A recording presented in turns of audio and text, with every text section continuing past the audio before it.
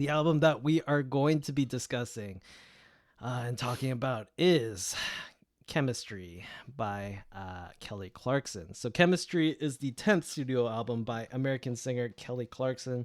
It was released on June 23rd, 2023. It is her first album since her divorce from her husband. Eric, your thoughts on this album? So this is the very first like plunge, I guess, I've taken into Kelly Clarkson. Like I'm aware of her, I'm aware of her singles, but I don't really know what's on her albums. And I gotta say, this was I was not expecting it to be this good. It First of all, very well produced. Like most albums are very well produced these days, so um, I could really feel like I didn't know this. I didn't actually know that she left her husband and all that stuff. Like I'm not really into the whole like keeping up with the Joneses kind Mm-hmm. of thing. So it kind of makes sense because there was kind of this raw emotion that came from this album that I was just like, oh, this is kind of unique from a pop star because usually you don't get that. You kind of just get a generic Mm-hmm. feeling from pop albums. But this was very much like you can tell she poured her heart and soul into this album, which makes sense, especially now that you mentioned that the song "I Hate Love."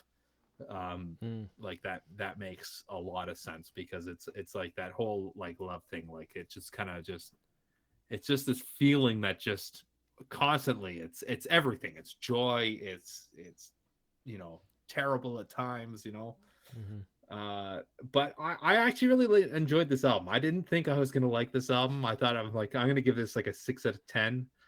But I was thoroughly surprised, especially with her songwriting abilities. Like I remember last week podcast I was saying she's a typical sellout. She's got a talk show.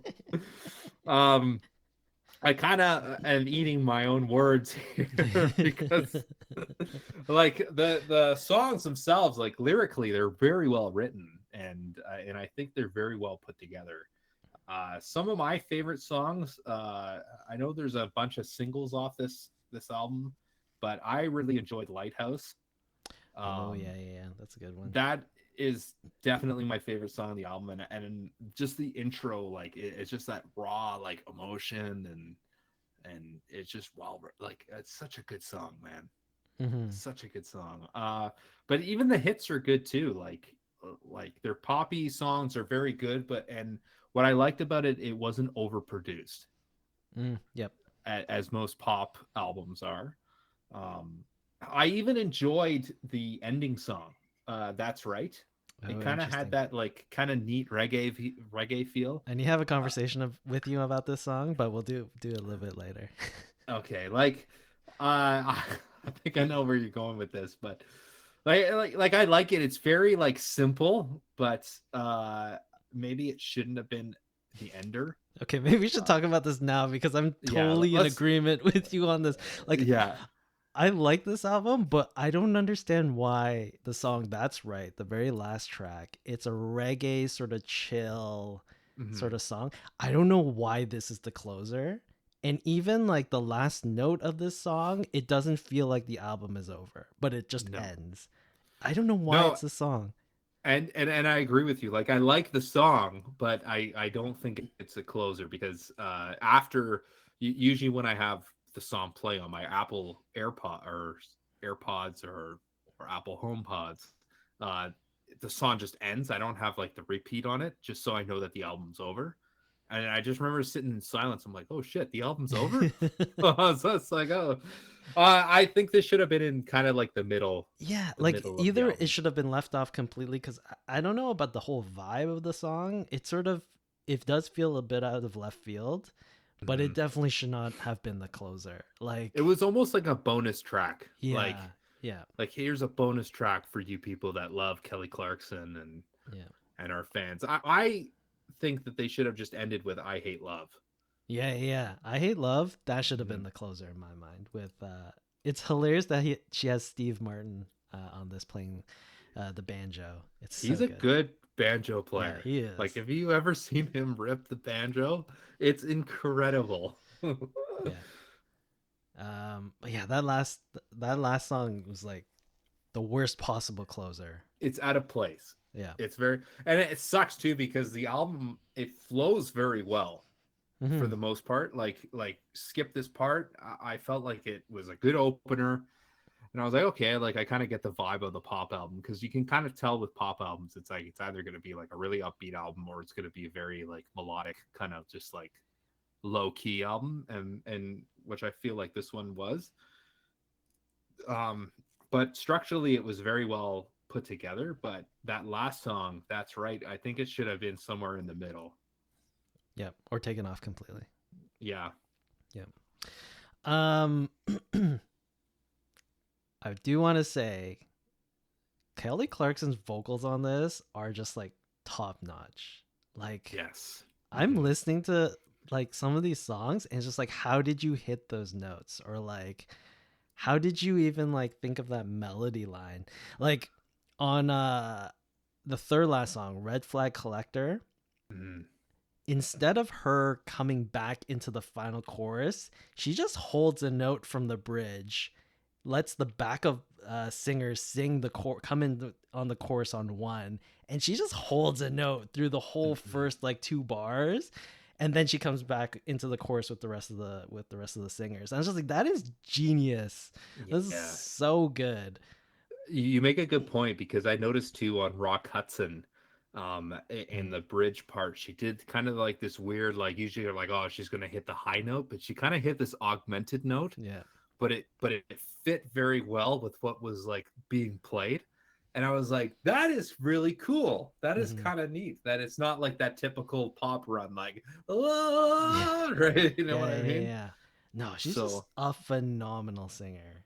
Uh, she on this she record. is, and I feel like I didn't give her enough credit. That's why I'm eating my own I mean, words here because she could still be a sellout and be a very good singer slash artist at the that's same true. time. Like, there's That's they're not exclusively mutual. Like, yeah, I don't know. This whole record was pretty good. There are like really catchy parts on it.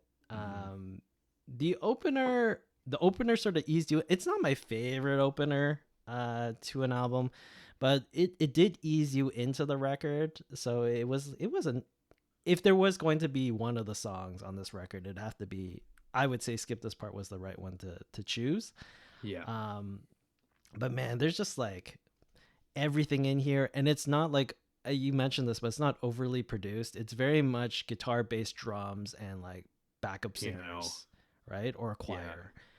Sometimes there's some strings, but there's not like a heavy like synth or like, if there are electronic drums, it's just used in the right places, and like there's like no auto tune on her vocals, which is obvious because she's that talented. But like Hmm.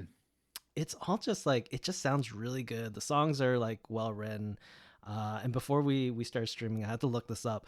But in terms of like the number of songwriters on this album or on the songs, it's like three, max four people on each That's song. awesome. Like it's not 10, 20 people like most pop songs are these days. Yeah. Um, so that's nice. You know, it's fun. Uh, You know, it's funny before you move on to that point. Carly Rae Jepsen is a songwriter on Favorite Kind of High, number 7, oh, which is really? hilarious to me. That is amazing. Yeah. Call me maybe. I even think the album, like, again, like I don't really get the history of like how the album was created until like we are live on the show. So when Kem gives that little like intro to the album, this is the album and blah blah blah blah blah. So that is actually like the first hand I'm listening to that. So I just want to make a point of even the album name Chemistry. Like it's kind of neat how it's just like, chemistry can either be like really good or it could be explosive, right? So Yep. obviously she's really tapping into her experience of, you know, losing her husband, and going through that divorce or separation. Yep.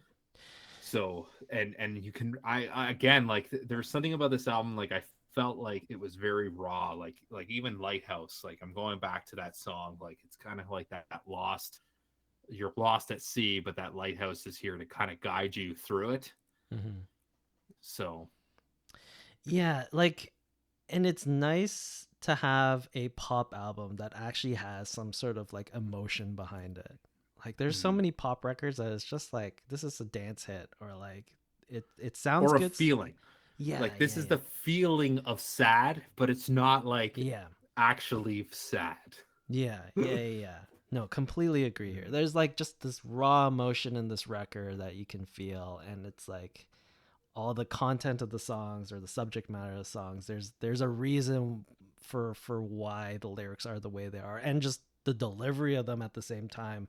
It matches the lyrics, so like it's a great, it's a really good album. And I'm going to say this, and I maybe I'll eat my words by the end of the year, but I think Song of the Year is on this record. It is Red Flag Collector, I think, is the Song of Hmm. the Year. That Red song, Flag Collector. Yeah. that song is quintessential pop, but it's so like, it's so good because it's like the style of like an old timey spaghetti Mhm. western sort of thing, like a cowboy ranch type of thing. And they have like the old school stand up piano in a certain section, and like a rotary stereo effect, and like there's so many things about it that are just, and there's horns on the Mhm. record or on the song. Mhm. It's just super catchy. I think it's a perfect pop song, and for me at this current moment, I think it's Song of the Year. Interesting. Interesting. Which is funny because like on Apple Music here, they usually put a star between like beside the name of the song, and there's no star on that name. So I wonder if that will be a single because it is very catchy, and Mm, it is that it does have that single vibe yeah, to the song. So that's interesting that you say that. yeah. There's just so many small little things they did on this song that make it interesting beyond Mm, just a catchy pop song. So Song of the Year. Now, the record itself, I don't think is a perfect record. We already mentioned the closer. Like, mhm. it doesn't make sense. Um, I don't know, but there's little things to fault on this record. When I'm looking at the list and thinking about like my listening experience to it, I think it's like pretty close to a great record. Yeah. Outside of the closer track. Which sucks because like you can even play like I love how like I know Taylor Swift seems to come up in all our podcasts, but I like how there's like meaning to everything that she does within the album, like whether it's like how many tracks are on the album. So Mm, like even like keeping it at 13 songs without the closer, that's right. Like I feel like that's good because it's like 13 unlucky, mm, unlucky that I met this person, we're separating kind of thing. So I mean, I if it like again, I stand alone. You're like, when people come up with singles and they're like, this is the single, but there's like a song attached to the single, like mm. maybe like three songs to the EP or whatever. I feel like That's Right should have been on that, Yeah. right? Like here is favorite kind of high or Rock Hudson, which are the hits of the album. Um and here's a little like, you know, something that's not going to be on the album, but it's something new that's not on anything else. Here's That's Right, because that's where that belongs. Hmm. Yeah. Yeah, it's just a shame that that's sort of the lasting impression. That last song is just so important for an album because that is the It last is. thing you hear, and it's the last like it's the lasting impression, and like it sort of just ruins the whole thing when you're listening It from to does. end.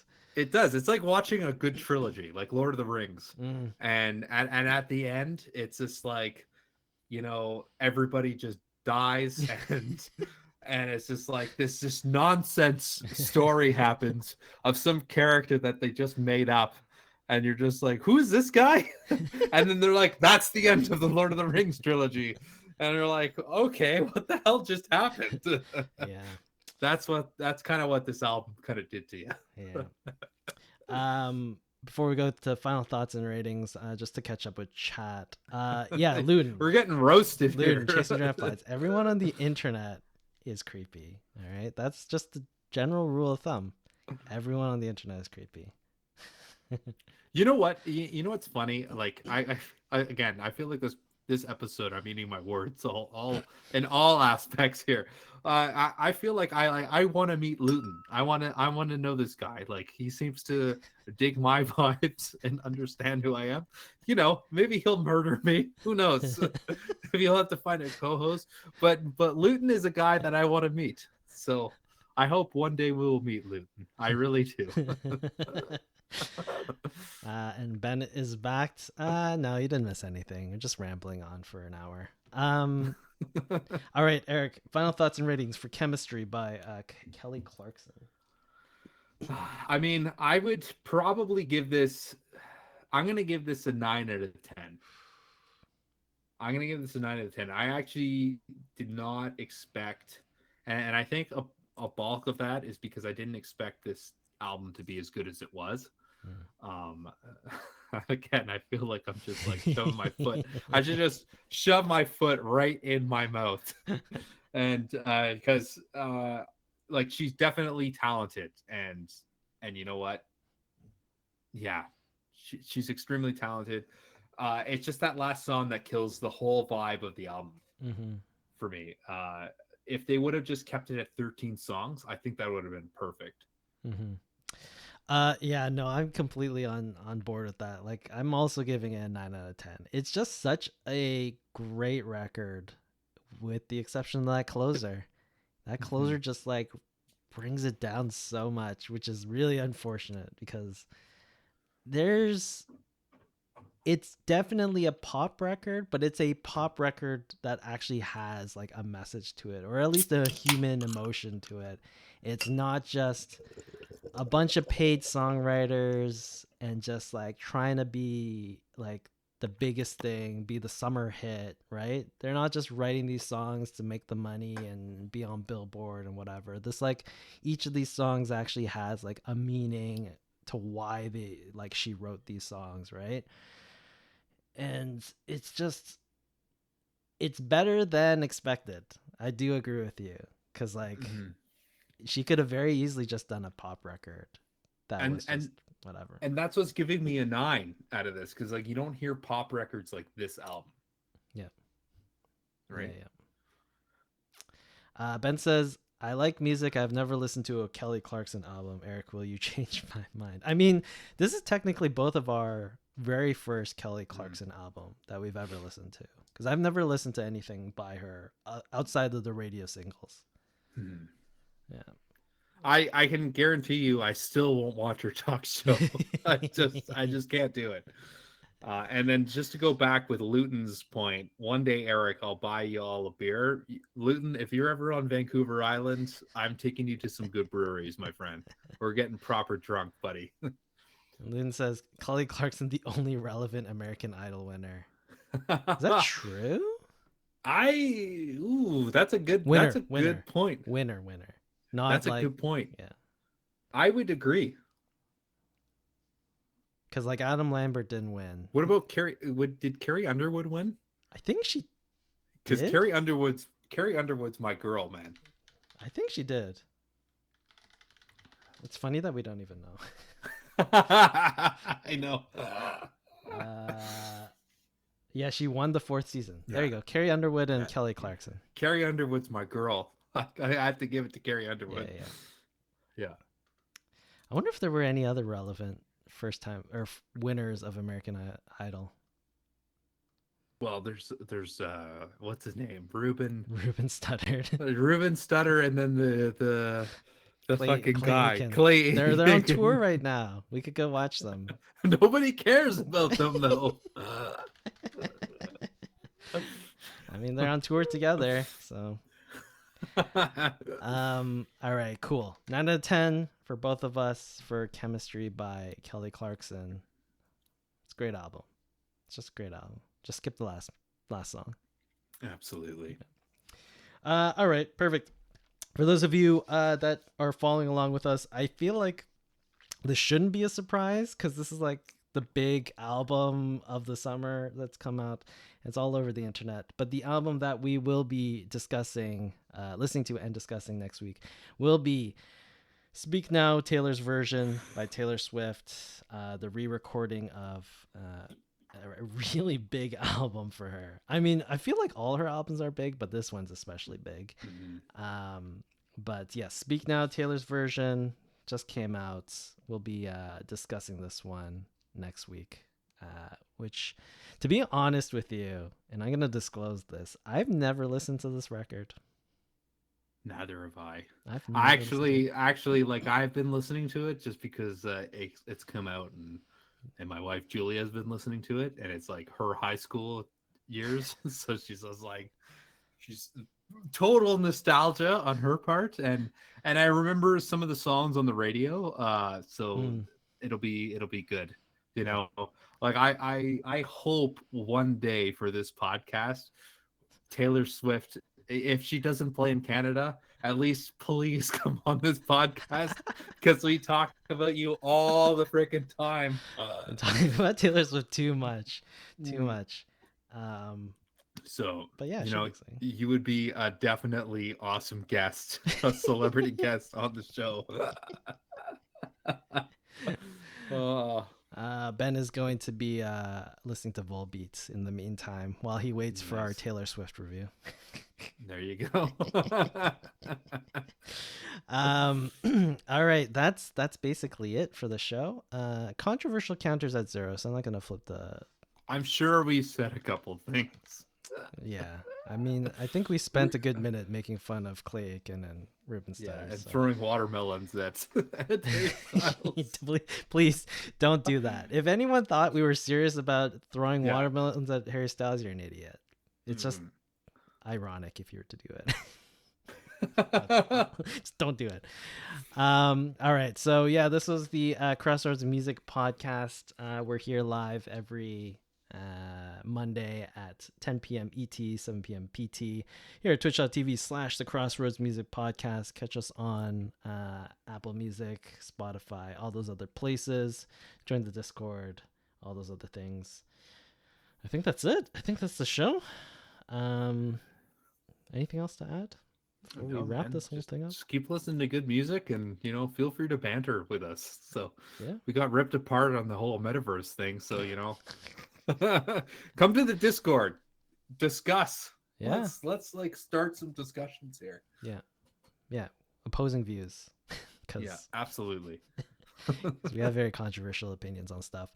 All right, perfect. Thanks everyone for tuning in, and we will catch you all next time.